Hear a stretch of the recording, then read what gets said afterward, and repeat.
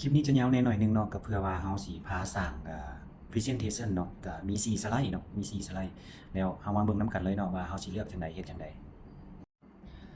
ตัวนี้เนาะเฮาเข้ามาเบิ่งแล้วเนาะถ้าว่าผู้ใดบ่มาเบิ่งคลิปนี้ก็กลับไปเบิ่งคลิปทำอิฐเนาะอยู่นี่ตัวนี้แม่นจะอธิบายในคลิปต่อไปเนาะแต่ว่าอยากโฟกัสไปที่ตัว presentation นี่เลยเนาะก็เกี่ยวกับตัวนี้นี่ก็แม่นอีกตัวหนึงอีกเนาะละ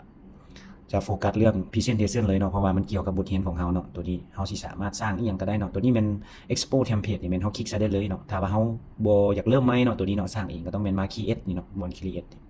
ตัวนี้เนาะเฮาสามารถมาสร้างอยู่นี่ก็ได้แต่ตัวนี้เฮาสามารถคลิกใส่นี่ได้เลย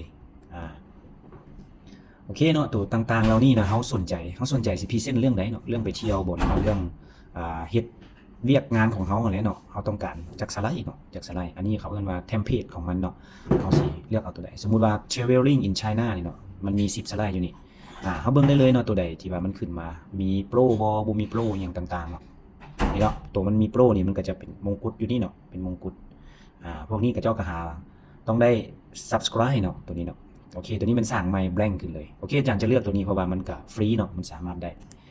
จากนั้นเฮาก็มาคลิกใส่เนาะขึ้นมาแล้วมันจะขึ้นมาอยู่นี่ให้เป็น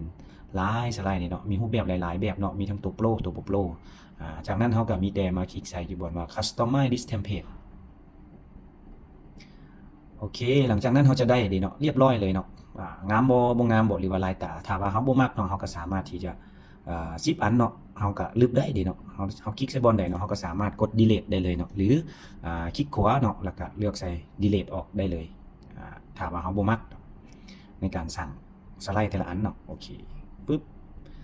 นี่เนาะสไลด์ที่1เฮาอยากเปลี่ยนเนาะเฮาก็ดับเบิลคลิกใส่2บาทเนาะโอเคนี่เนาะเฮาก็สามารถคลิกได้เลยหัวข้อของเฮาเป็นหยังเนาะหัวข้อของเฮาโอเคสมมุติว่าเฮาใส่ชื่อเฮาเองเนาะ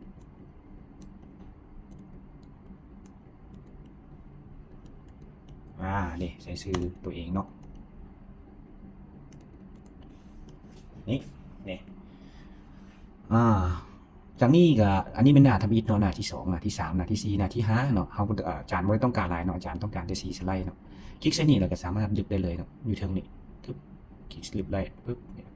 ลึกลึกลึกลึกโอเค4สไลด์พอใจเฮาบ่เนาะอยู่ในอันหัวข้อที่ว่าเฮาต้องการที่ว่าเฮาเรียนนำกันนั้นมีอยู่4หัวข้อเดี๋ยวมาเบิ่งนำกันเลยว่าเฮาต้องการหยังบทเรียนของเฮาแม่นตัวนี้เนาะนั่นก็คือให้สร้างสไลด์เนาะหัวข้อละแม่นตัวนี้เนาะหัวข้อนี้ละแม่นสร้าง situation complication เนาะแล้วก็ question แล้วก็ answer เนาะเขียนใส่นี่ซื่อๆตัวนี้ตัวนี้เป็นแบบ presentation เนาะเป็นรูปแบบการ presentation หลังจากที่เฮาได้แล้วเนาะเฮาก็เพียงแต่มาตัวนี้มีชื่อของเฮาแล้วเนาะอันนี้หัวข้อของเฮาทุกอย่างนี่เฮาก็สามารถลบออก delete ออกได้เนาะคันเฮาบ่มักมันหลายตาโพดบ่อีหยังโพดเนาะเฮาก็สามารถที่จะ delete ออกได้เลยคลิกใส่บอนใดก็ได้เนาะคลิกใส่แล้วก็กด delete เนาะคลิกใส่แล้วก็กด delete เลยโอเคชื่อเนาะหัวข้อของเฮาเมื่อกี้เนาะทำอิฐนั่นก็แม่นเรื่องsituation เนาะ situation โอเค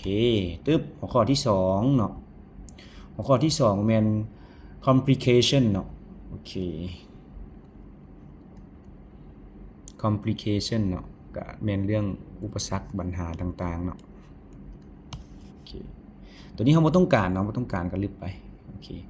ต่อมาเนาะแม่นตัวนี้แม่นquestion นี่เนาะ question โอเค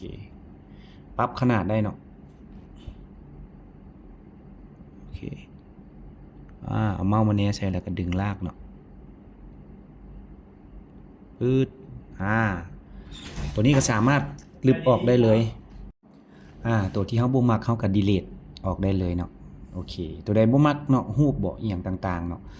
แล้วเฮาสิเอารูปออกมาจังไดเนาะรูปมาใส่นี่อยู่นี่มันจะมีอยู่ซ้ายมือนี่เนาะเห็นบ่เขียนอยู่นี่มันเขียนว่าอัปโหลดเนาะอัปโหลดปึ๊บเฮาสามารถอัปโหลดเอารูปมาใส่ได้เฮาต้องการเปลี่ยนรูปอยู่นี่คลิกใส่อัปโหลดโอเคมันก็จะลิงก์ไปหาบอนที่เฮาได้เซฟรูปไว้เนาะ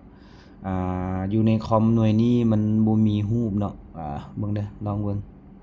โอเคลองเบิ่งตัวนี้เด้เนาะ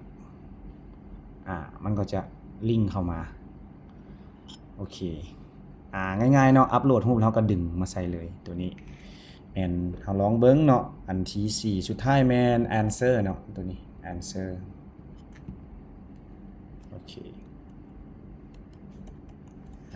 answer ปึ๊บคลิกไปเนาะตัวใดเฮาบ่มักเฮาก็กด delete ได้เลยตัวใดเฮาบ่มักเนาะเฮาก็คลิก delete ออกนี่เนาะบ่ต้องเก่งกราฟิกอีหยังก็สามารถที่จะเรียนรู้ได้เนาะเพราะว่ามันเฮ็ดเทมเพลตมาให้แล้วเนาะมันง่ายเดี๋ยวอัปโหลดรูปอีหยังลงแล้วจะเอาเป็นตัวรายละเอียดซะเนาะตัวนี้เฮาสามารถสร้างได้ตัวนี้ก็ถือว่าสำเร็จเนาะก็แม่นสามารถส่งอาจารย์ได้เลยเนาะนี่คันว่าเฮาอยากเฮ็ดหน้าใหญ่เนาะกับพรีเซนต์เนาะนี่มันก็ขึ้นมานี่